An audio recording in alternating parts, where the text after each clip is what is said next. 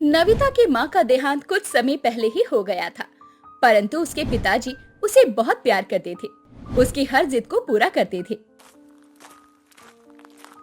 लेकिन तब भी नविता अपनी माँ के जाने के बाद बहुत उदास रहने लग गई थी। साहब, नविता मैम साहब ने सुबह से खाना नहीं खाया, शायद उनकी तबीयत ठीक नहीं है, आप उनसे बात कर लीजिए। शर्मा जी नविता के कमरे में पहुंचते हैं। नविता चुपचाप लेटी हुई थी। शर्मा जी कहते हैं, बेटा नविता, क्या बात है? पुष्पा बता रही थी कि तुमने खाना नहीं खाया। हाँ पिताजी, बस मेरा मूड नहीं था। बेटा, ऐसे कैसे काम चलेगा? तुमने ये क्या हालत बना रखी है अपनी नविता। तुम्हारी माँ की कमी दुनिया में कोई भी पूरी नहीं कर सकता, लेकिन किसी की जाने से हम अपनी जिंदगी नहीं रोक सकते। बेटा, हंसो, खेलो, घर से बाहर निकलो, दोस्तों से मिलो, पार्टी करो, अपने आप को खुश रखो। बेटा, अगर तुम खुश रहोगी तो तुम्हें देखकर मैं भी खुश रहूंगा। मैं भी ऐसा ही चाहती हूँ पिताजी, लेकिन आप तो जानते हैं कि माँ मेरी पूरी दुनिया थी। मैं अपनी हर बात माँ से शेयर करती थी। मैं माँ के साथ ही घूमने जाया करती थी, उन्हीं के साथ ही पार्टी किया करती थी। अब माँ नहीं है तो ऐसा लगता है कि अब दुनिया में कुछ नहीं बचा, लेकिन फिर भी मैं कोशिश करूंगी। ये हुई ना बात। अच्छा, अब चलो साथ मिलकर खाना खाते हैं। नविता और उसके पिताजी ने साथ में खाना खाया। ऐसे ही समय बीत रहा था, लेकिन नविता की हालत में कोई सुधार नहीं हो रहा था। एक बार नविता की तबीयत कुछ ठीक नहीं थी। फिर शर्मा जी नविता को अपने एक डॉक्टर दोस्त के पास लेकर गए। डॉक्टर ने उसे चेक किया और कहा, कुछ भी नहीं है नविता को, वो बिल्कुल ठीक है। मैंने कुछ दवाइयाँ लिख दी है, ये ले लेगी तो वो बिल्कुल ठीक हो जाएगी। अच्छा बेटा, नविता तुम बाहर जाकर इंतजार करो, मुझे तुम्हारे पिताजी से कुछ बात करनी है। ठीक है अंकल।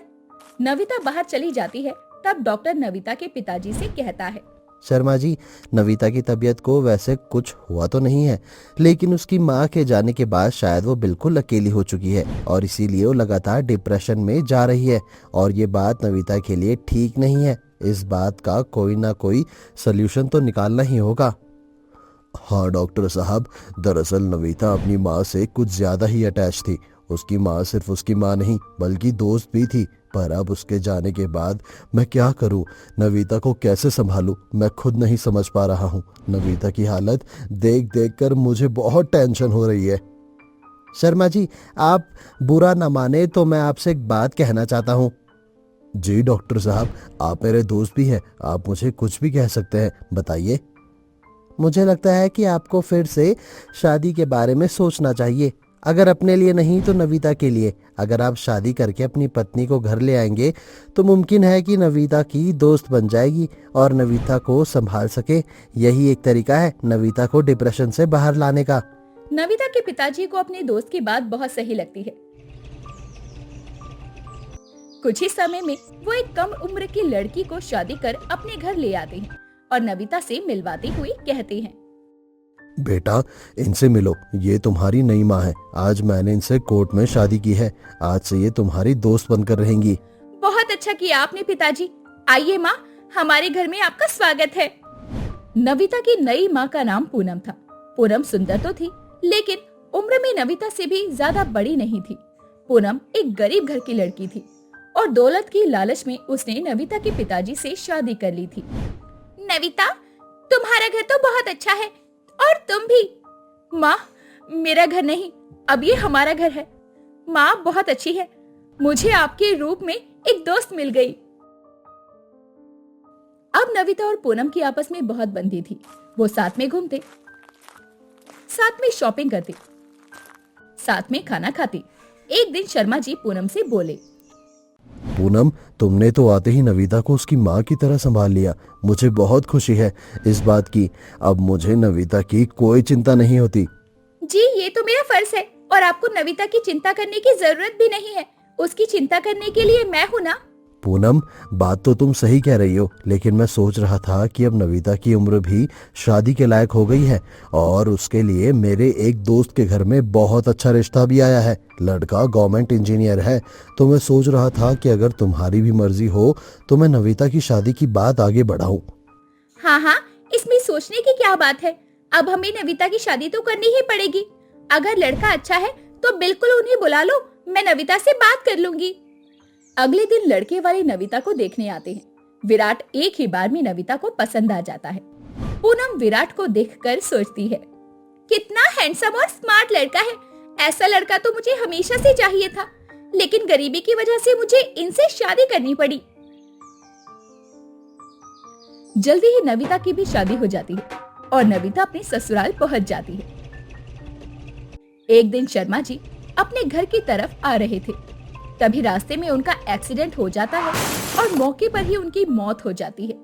नहीं नहीं, आप मुझे छोड़कर नहीं जा सकते, मैं बहुत अकेली हो जाऊंगी। माँ, होनी को कोई नहीं टाल सकता, हिम्मत रखो माँ। नविता के पिताजी की मृत्यु को कुछ समय बीत गया था।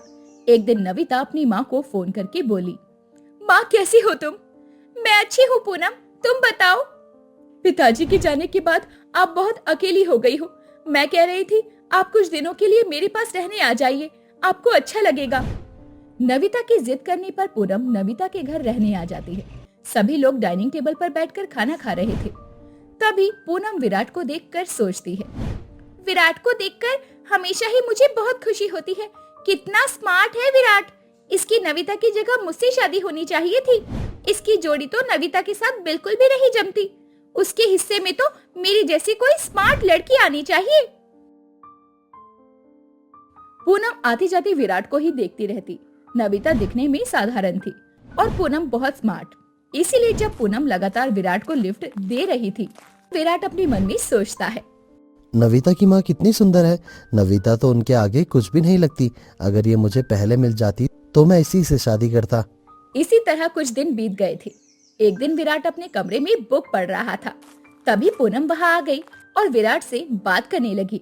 फिर पूनम बोली, विराट तुम बहुत स्मार्ट हो, मुझे तुम बहुत पसंद हो। नविता की जोड़ी तो तुम्हारे साथ जमती ही नहीं। अगर मैं कंवारी होती तो तुमसे शादी कर लेती। पूनम की ये बात सुनकर विराट भी बहक गया। पूनम को आगे बढ़कर गले से लगा लिया। विराट, मैं तो कब से यही चाहती थी। अब विराट और पूनम सबके बीच में भी एक दूसरे से हंस हंसकर बातें किया करते थे और तो और साथ में घूमने भी जाया करते थे। ये सब देखकर एक दिन नविता विराट से बोली, विराट तुम्हारा माँ से इतना ज्यादा क्लोज होना मुझे पसंद नहीं आ रहा। आखिर ये रिश्ते में तुम्हारी सास है, उनसे इतनी बातें करना और उनके साथ इतना घूमना फिरना ठीक नहीं है। नविता, इसमें क्या ही बुराई है। वो बेचारी भी तो दुनिया में अकेली है। अगर हम उसे थोड़ी कंपनी दे दे तो उसमें बुरा ही क्या है। तुम कुछ ज्यादा ही सोच रही हो। ऐसे ही कुछ दिन बीत जाते हैं। एक दिन विराट किसी काम से लौट रहा था। तभी उसने नविता को रास्ते में किसी लड़के से बात करते हुए देखा। विराट रुककर नविता को देखने लगा। उसके बाद विराट ने देखा कि नविता उसके साथ मॉल के अंदर चली गई। विराट को ये देखकर बहुत बुरा लगा। विराट ने नविता को कॉल लगाया और बोला, हेलो नविता, कहाँ हो तुम? मैं मॉल हूँ विराट, बताओ। और तुम्हारे साथ वो लड़का कौन है? अच्छा, तुम विजय की बात कर रहे हो। मैं तुम्हें घर आकर बताती हूँ। विराट को मन ही मन बहुत बुरा लग रहा था और बड़ी बेचैनी से अभी तक वो नविता का इंतजार कर रहा था। नविता जब घर लौट कर आई तो विराट ने पूछा, बताओ नविता, वो लड़का कौन था? विराट, वो मेरे कॉलेज का दोस्त विजय था। उसे अपनी फियांसी को कुछ गिफ्ट करना था, इसीलिए उसने मेरी हेल्प मांगी थी और इसीलिए मैं उसे गिफ्ट दिलवाने के लिए गई थी। विराट मन ही मन में सोचने लगा, नविता को किसी अनजान लड़के से बात करते देख मुझे इतना बुरा क्यों लग रहा है। मैं खुद को संभाल ही नहीं पा रहा था और मैं नविता के साथ धोखा करने चला था। नहीं, मैं आज अपनी गलती को सुधारूंगा। इसके बाद विराट अपनी सास को बुलाकर कहता है, सासू माँ, आपने बहुत मेहमानी कर ली हमारे घर पर। अब आपको अपने घर जाना चाहिए। और वैसे भी आप जब तक यहाँ रहेंगे मैं नविता को पूरा समय नहीं दे पाऊंगा और अब मैं अपना पूरा समय सिर्फ अपनी पत्नी को देना चाहता हूँ। तो प्लीज आप यहाँ से चली जाइए। नविता अपने पति की ये बात सुनकर खुश हो जाती है। शाम को पूनम अपना लटका हुआ मुंह लेकर वहाँ से चली जाती है और नविता और विराट एक साथ खुशी खुशी रहने लगते हैं।